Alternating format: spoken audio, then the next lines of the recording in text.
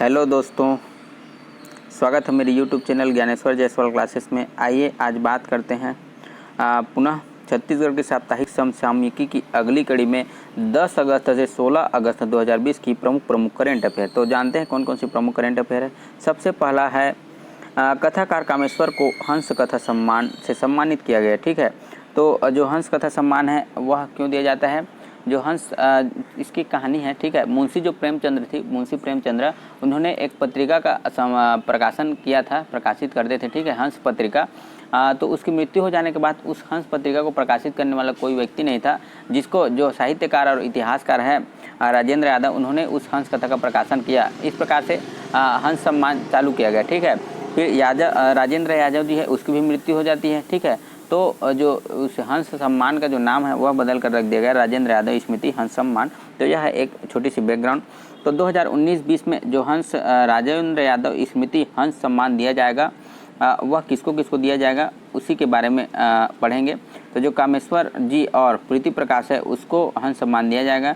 तो इसकी जो रचना है, ठीक है, कामेश्वर जी की जो रचना है राष्ट्रपति का दत्तक, और प्रीति प्रकाश की जो रचना है वह राम को जन्मभूमि मिलनी चाहिए। इन दोनों रचनाओं के लिए इन दोनों जो हिंदी के एक साहित्यकार है उनको यह पुरस्कार दिया जाएगा। ठीक है, जो कामेश्वर जी है वह छत्तीसगढ़ से है और जो प्रीति प्रकाश है वह बिहार से है।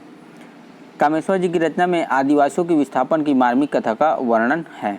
इस प्रकार से इन दोनों को हंस कथा सम्मान दिया जाएगा।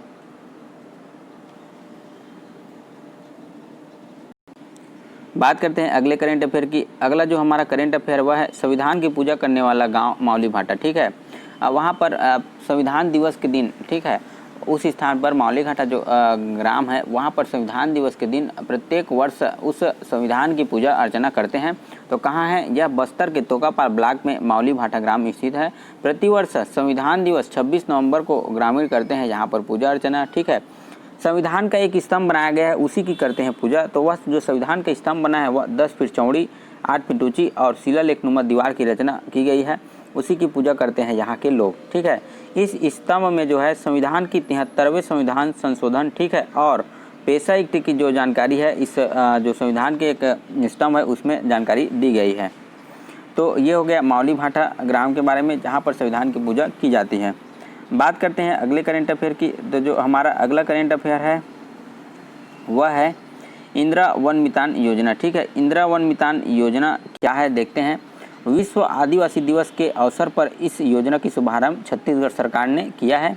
ठीक है, इसका जो उद्देश्य है छत्तीसगढ़ के अनुसूचित क्षेत्रों के 19 लाख परिवारों को स्वरोजगार के अवसर उपलब्ध कराना। ठीक है, 10,000 गाँवों, ठीक है, 10,000 गाँवों में प्रत्येक गाँव में 10 से 15 युवाओं का समूह बनाया जाएगा, जिसको वन प्रबंधन सिखाया जाएगा और फलदार वृक्षों तथा औषधि गुणों के पौधों का रोपण को भी प्रोत्साहन करने के लिए इन सभी कार्यों को उन युवाओं के समूह को किया जाएगा। इस प्रकार से इंदिरा वन मितान जो योजना है वह स्वरोजगार की दिशा में एक बहुत ही महत्वपूर्ण कदम उठाया गया है छत्तीसगढ़ सरकार के द्वारा। बात करते हैं अगले करेंट अफेयर की। तो अगला हमारा जो करेंट अफेयर है वह है छत्तीसगढ़ सरकार द्वारा विभिन्न कार्यों का ई शिलान्यास और भूमि पूजन किया गया। तो वह जो जिला है जिस जिला में किया गया वह है कांकेर जिला। ठीक है, कांकेर जिला को बहुत ही बड़ी सौगात मिली है कार्यों की। तो सबसे पहला देखते हैं गड़िया पहाड़ संग्रहालय की आधारशिला रखी गई है। ठीक है, कोदो कुटकी रागी प्रसंस्करण केंद्र कृषि विज्ञान केंद्र कांकेर में स्थापित किया जाएगा, ऐसा ई शिलान्यास किया गया है। हर्रा प्रसंस्करण केंद्र इच्छापुर, ठीक है, हर्रा प्रोसेसिंग प्लांट जो है इच्छापुर में स्थापित किया जाएगा, इसका भी शिलान्यास किया गया है। लाख प्रसंस्करण केंद्र नवागांव भावगीर, इसका भी शिलान्यास हाल ही में किया गया है। मशरूम उत्पादन सह प्रशिक्षण केंद्र मर्दापोटी, इसका भी शिलान्यास किया गया है। और क्या क्या बातें हैं देखते हैं मुख्यमंत्री के इस शिलान्यास के अंतर्गत और योजनाओं के अंतर्गत। तो जो कांकेर के 15,438 हेक्टेयर वन भूमि है, ठीक है, उसका सामुदायिक वन संसाधन अधिकार गाँव के लोगों को सौंपा है। यह भी एक महत्वपूर्ण कदम है। बात करते हैं अगले करेंट अफेयर की। तो जो अगला हमारा जो करेंट अफेयर है वह है दुर्ग कोंडागांव व सुकमा में स्थापित होगा ग्रामोद्योग। ठीक है, जो ग्रामोद्योग है, ठीक है, वह स्थापित किया जाएगा दुर्ग कोंडागांव और सुकमा जिला में। किसके द्वारा स्थापित किया जाएगा? तो यह छत्तीसगढ़ खादी एवं ग्रामोद्योग बोर्ड के द्वारा स्थापित किया जाएगा। बात करते हैं छत्तीसगढ़ ग्रामोद्योग मंत्री कौन है? तो ग्रामोद्योग मंत्री कौन है? गुरु रुद्र कुमार। ग्रामोद्योग बोर्ड का अध्यक्ष कौन है? तो उसका अध्यक्ष है राजेंद्र तिवारी, जो कि हाल ही में नवनियुक्त अध्यक्ष है। ठीक है, और क्या क्या चीज़ें हैं, तो दुर्ग जिला में जो स्थापित होगा ग्रामोद्योग वह ग्राम है ग्राम सेलूद। ठीक है, उस सेलूद ग्राम में क्या क्या ग्रामोद्योग किया जाएगा, तो सोलर चरखे से पोनी धागा कताई प्रशिक्षण दिया जाएगा और लूम से कपड़ा बुनाई का प्रशिक्षण प्रदान किया जाएगा। इस प्रकार से ग्रामोद्योग से जो ग्रामीण क्षेत्र के लोग हैं, जो स्थानीय लोग हैं, उनको प्रशिक्षण दिया जाएगा और रोजगार के अवसर उपलब्ध कराए जाएंगे। बात करते हैं अगले करेंट अफेयर की, तो जो अगला हमारा करेंट अफेयर है वह है समुद्र लिंक केबल। ठीक है, समुद्र में केबल बिछाया गया है जो अंडमान तक। ठीक है, जो चेन्नई है, जो भारत की जो चेन्नई दक्षिण हिस्से में पाया जाता है चेन्नई, ठीक है, उस क्षेत्र से जो अंडमान द्वीप है, ठीक है, अंडमान निकोबार द्वीप, उसके अंडमान जो द्वीप है वहाँ के पोर्ट ब्लेयर तक यह केबल बिछाया गया है। तो इसका जो उद्घाटन किसने किया, इसका उद्घाटन माननीय प्रधानमंत्री नरेंद्र मोदी जी ने 10 अगस्त 2020 को उद्घाटन किया है। इस केबल लिंक बिछ जाने से वहाँ की जो नेट स्पीड है वह 400 Gbps हो जाएगी। ठीक है, और इसकी जो लंबाई है केबल लिंक की वह है 2312 किलोमीटर। ठीक है, और इसकी जो लागत आई है वह है 1224 करोड़ रुपया। तो क्वेश्चन आ सकते हैं, भारत की समुद्री केबल लिंक कहाँ से कहाँ तक बिछाया गया है, तो वह है चेन्नई से अंडमान तक। ठीक है, उसकी जो स्पीड कितनी है तो पूछा जाएगा, तो उसकी जो स्पीड है 400 Gbps है।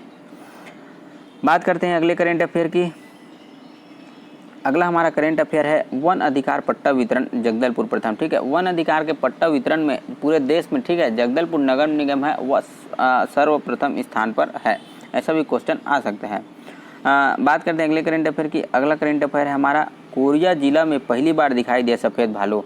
कुछ दिनों पहले अचानक मार जो वन्य अभ्यारण्य है वहाँ पर, ठीक है, ब्लैक पैंथर दिखाई दिया था, उसी प्रकार से इस स्थान पर भी सफ़ेद भालू दिखाई दिया है। यह भी बहुत ही करेंट अफेयर की चीज़ है। तो देखते हैं क्या है। कोरिया जिला में, ठीक है, जो कोरिया जिला के चिरमिरी क्षेत्र है उस स्थान पर दिखा है यह सफ़ेद भालू। ठीक है, वहाँ की स्थानीय जो नागरिक है उन्होंने अपने मोबाइल में कैप्चर किया है इस सफ़ेद भालू को। इस प्रकार से वहाँ के अधिकारी ने इसकी पुष्टि की है कि सफ़ेद भालू वाकई में है करके। वन मंडल के अधिकारी ने इसकी पुष्टि की है। ठीक है, बात करते हैं अगले करेंट अफेयर की। तो अगला हमारा जो करेंट अफेयर है वह है 3 नए एको इथोनिक रिजॉर्ट तैयार किया गया है। ठीक है, ट्राइबल टूरिज्म बोर्ड के अंतर्गत। तो देखते हैं इसकी क्या क्या खास बातें हैं। 3 नए ट्राइबल, ठीक है, रिजॉर्ट जो तैयार हुआ है वह है छत्तीसगढ़ के 3 जिलों में। ठीक है, बिलासपुर, कवर्धा और कोंडागांव में यह रिजॉर्ट बनकर तैयार हुआ है। इसका जो लोकार्पण है मुख्यमंत्री ने 14 अगस्त को ऑनलाइन किया है। ट्राइबल टूरिज्म सर्किट स्वदेश दर्शन योजना के तहत बनाया गया है यह रिजॉर्ट। ठीक है, छत्तीसगढ़ के कुल 13 जगहों पर इस प्रकार के रिजॉर्ट बनेंगे, जिसकी लागत आएगी 96 करोड़ की लागत। ठीक है, 96 करोड़ की लागत से बनेंगे ये टोटल 13 रिजॉर्ट। तो देखते हैं कौन कौन सी जगहें बनेंगे। और जसपुर, कुनकुरी, मैनपाट, कमलेश्वरपुर, महेशपुर, कुर्दर, सरोधा दादर, गंगरेल, नथिया नवागांव, कोंडागांव, जगदलपुर, चित्रकूट और तीरथगढ़ में भी इस प्रकार की इको एथोनिक रिजॉर्ट तैयार होंगे।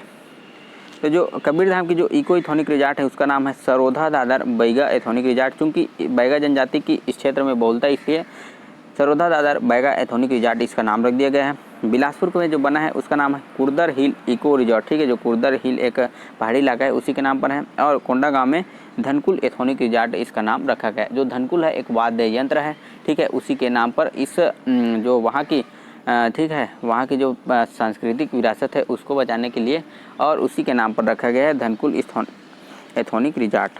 बात करते हैं अगले करेंट अफेयर की। अगला हमारा करेंट अफेयर है स्वतंत्रता दिवस के अवसर पर छत्तीसगढ़ के कुल 14 पुलिसकर्मी को सम्मानित किया जाएगा।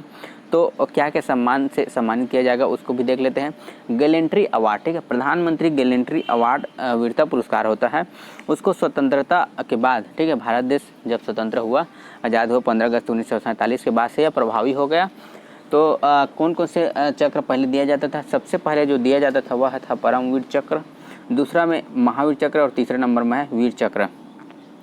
1967 से फिर 3 नए चक्र, ठीक है, नाम परिवर्तित होकर के नए चक्र बना गया। इन जो अशोक चक्र था उसी का नाम परिवर्तित करके इस तीनों चक्र को बनाया गया है। तो कौन कौन सा है? अशोक चक्र, कीर्ति चक्र और शौर्य चक्र। इस प्रकार से टोटल 6 चक्र हो गए। ठीक है, बात करते हैं इन वीरता पुरस्कारों की घोषणा 2 साल में, ठीक है, साल में 2 बार 26 जनवरी और 15 अगस्त को किया जाता है। तो छत्तीसगढ़ के कौन कौन से पुलिसकर्मियों को दिया गया है देख लेते हैं। छत्तीसगढ़ के 3 पुलिसकर्मी, ठीक है, 3 पुलिसकर्मियों को मेडल फॉर गैलेंट्री अवार्ड के लिए चुना गया है। तो कौन कौन सा है उसका नाम भी देख लेते हैं, ठीक है। इंस्पेक्टर मलिक राम, SI महेंद्र सिंह ध्रुव और SP जो कि एक IPS अधिकारी है अभिषेक मीणा जो कि वर्तमान कोरबा में पदस्थ है, ठीक है।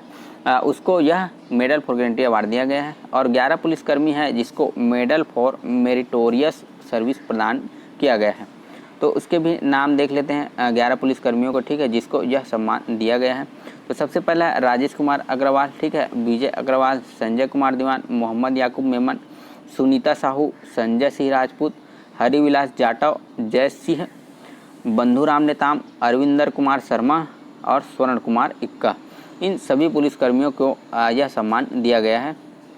आज के लिए बस इतना ही। मिलते हैं अगले नए साप्ताहिक करेंट अफेयर में। तब तक के लिए धन्यवाद। जय हिंद, जय भारत, जय छत्तीसगढ़।